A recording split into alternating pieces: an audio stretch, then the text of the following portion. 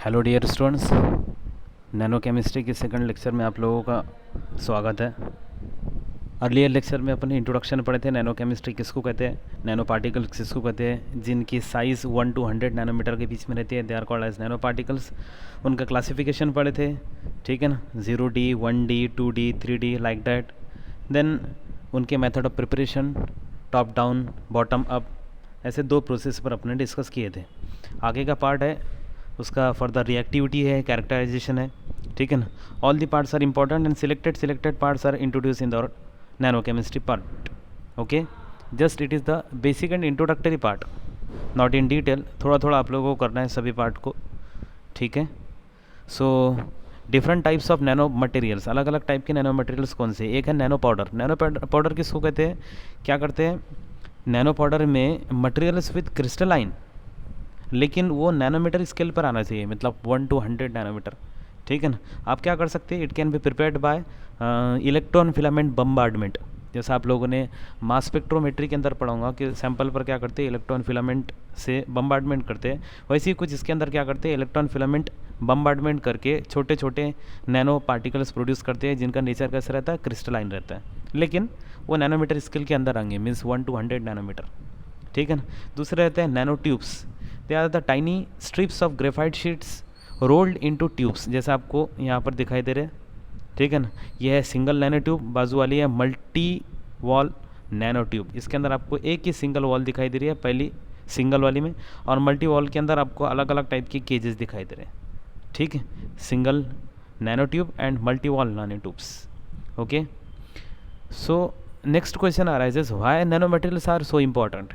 क्या ऐसी खास बात है नैनो मटेरियल के अंदर कि अपन बार बार इसका नाम ले रहे हैं और इसको बहुत ज़्यादा इंपॉर्टेंट बता रहे हैं। The reason is their high electrical conductivity, their good mechanical property, their optical property, magnetic properties. इतनी सारी प्रॉपर्टीज़ अगर कोई सब्सटेंस के अंदर डेफिनेटली मिलती है, सो उसकी इंपॉर्टेंस तो बढ़ना ही है, ठीक है ना। मैकेनिकल प्रॉपर्टी किसको कहते हैं, मैकेनिकल प्रॉपर्टी के अंदर जैसा मेटल की मैकेनिकल प्रॉपर्टी, मतलब उसके अंदर उसकी हार्डनेस आएंगी, टफनेस आएंगी, इलास्टिसिटी आएंगी, डक्टिलिटी, उसकी रिजिडिटी, स्ट्रेंथ वगैरह। तो ऐसी बहुत सारी प्रॉपर्टी नैनो पार्टिकल के अंदर देखने को मिलती है। That's why they are suppose to be very important. Magnetic properties मिलती है, ऑप्टिकल प्रॉपर्टीज़ मिलती है, related to rotation of plane polarise light. Electrical conductivity means ये क्या करते हैं, चार्ज को कैरी कर सकते हैं। मैकेनिकल प्रॉपर्टी तो मैंने आपको बताया अभी, हार्डनेस वगैरह से रिलेटेड। तो ऐसी बहुत सारी प्रॉपर्टी नैनो मटेरियल्स के अंदर देखने को मिलती है। That's why nano materials are so important.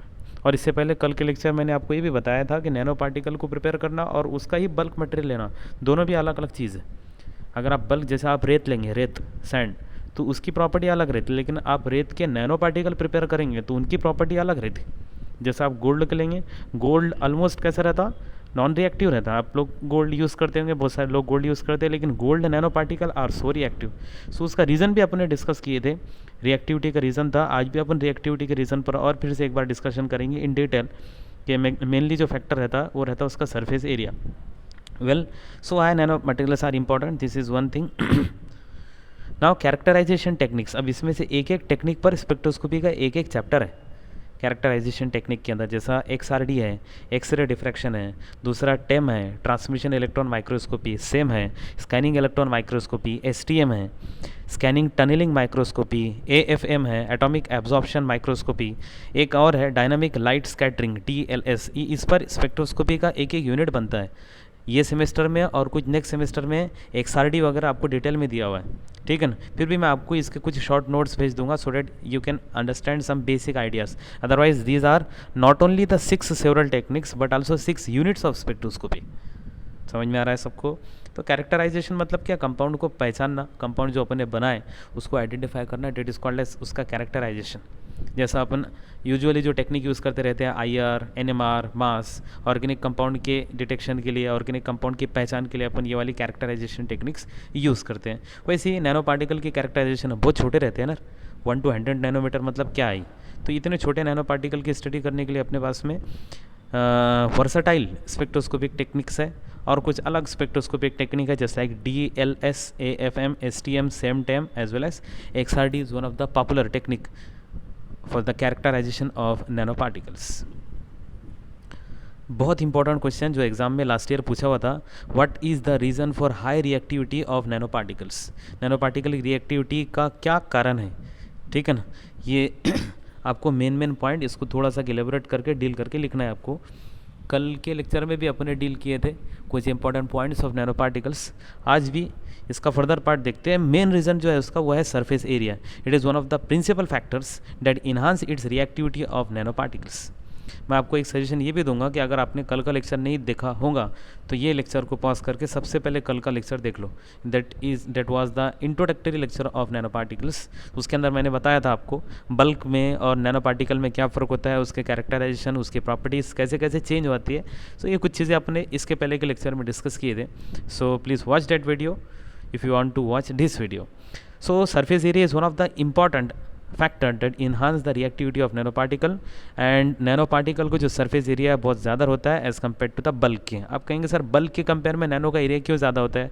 तो कल भी मैंने अपने लेक्चर में एक्सप्लेन किया था। ये सपोज एक बल्क मटेरियल है, ठीक है ना, उसकी सरफेसेस है। सपोज आप कंसिडर करो ऑक्टाहेड्रल, 6 फेसेस कंसिडर करते हैं अपन। लेकिन वो ऑक्टाहेड्रल के अगर आप छोटे छोटे टुकड़े करेंगे तो एक एक की सरफेस कितनी सारी आएंगी? समझ में आ रहा है कि नहीं? एक एक की बहुत सारी सरफेसेस आएंगी। मतलब ओवरऑल वॉल्यूम तो कांस्टेंट है लेकिन सरफेस एरिया बढ़ गया है। मतलब बल्क के कंपेयर में नैनो पार्टिकल का सरफेस एरिया ज़्यादा रहता है। ये कारण है कि उसकी रिएक्टिविटी ज़्यादा रहती है। More surface area means more energy. More surface area means more energy. That's why they are high reactivity. They are unstable. They want to share energy with other sources. They want to share energy with other particles, with other reactant and so on. ठीक है ना। Surface जो atoms रहते हैं वैसे भी unusually unstable रहते हैं and they are more reactive.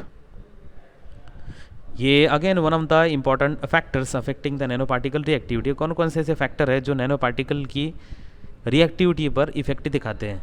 ठीक है ना। ये इसके कुछ नोट्स भी मैं आप लोगों को सेंड करूँगा।